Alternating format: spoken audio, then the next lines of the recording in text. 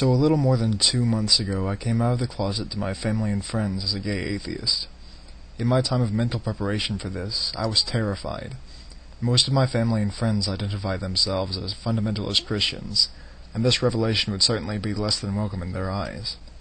I conquered my fears, however, knowing it would come into public view sooner or later, and I figured sooner while it was in my control was the better option.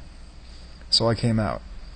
Since I'm an ocean away from my friends and family, I opted to come out on Facebook, and almost immediately I received lots of emails regarding it.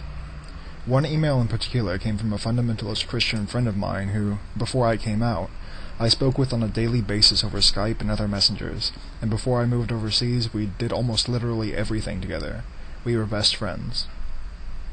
He acknowledged this in his email, but in a way that really struck me at the heart. He said, "You were my best friend." Were. That were overshadowed everything, as if suddenly, just because I came out in the open and stopped lying to everyone about what I believed, the bond we shared and every bit of friendship we had in the past had fallen apart.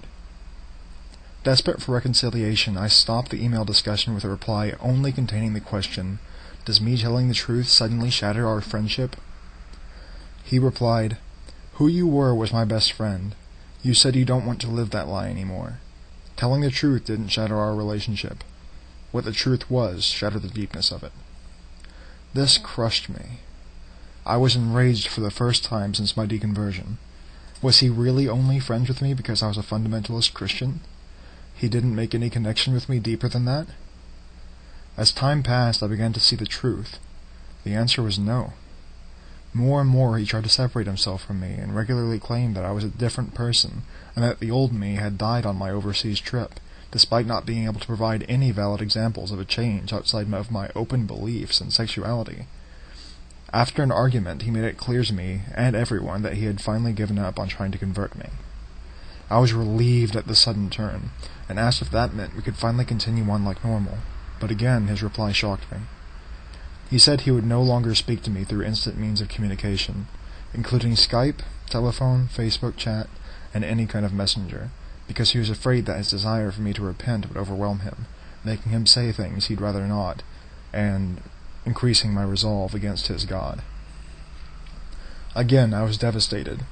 I put a smile on and said I understood, but I didn't. My parents and a couple of friends were also really deep fundamentalist Christians, but they didn't go so far as to abandon me.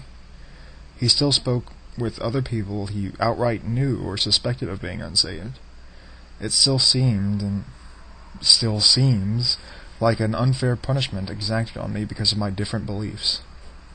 Because of this, it had the opposite effect than he intended. I missed him, and I missed him like crazy.